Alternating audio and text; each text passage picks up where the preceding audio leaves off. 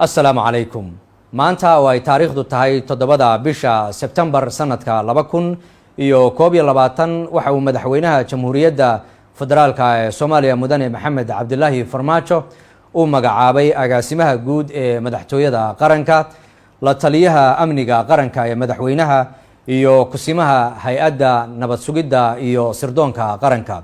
Madaxweynaha Jamhuuriyadda oo mudnaanta siinaya dardargelinta horumarinta iyo joogteynta hawlaha baaxadda leh oo horyaala hay'adaha amniga waxa uu xeer madaxweyne ku soo saaray qodobadan soo socda.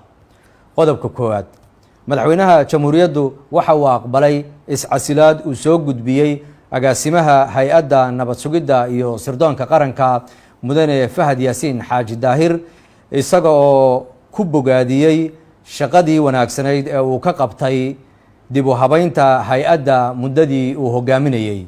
Qodobka labaad, madaxweynaha Jamhuuriyaddu waxa uu u magacaabay gaashaanle sare Yaasiin Cabdilaahi Maxamuud oo haatan ah taliyaha nabad sugidda ee gobolka Banaadir in uu si meel gaar ah u hogaamiyo hay'adda nabad sugidda iyo sirdoonka qaranka inta laga magacaabayo taliye cusub oo ku yimaada hab waafaqsan shuruucda iyo dastuurka ku meel gaarka ee dalkeena.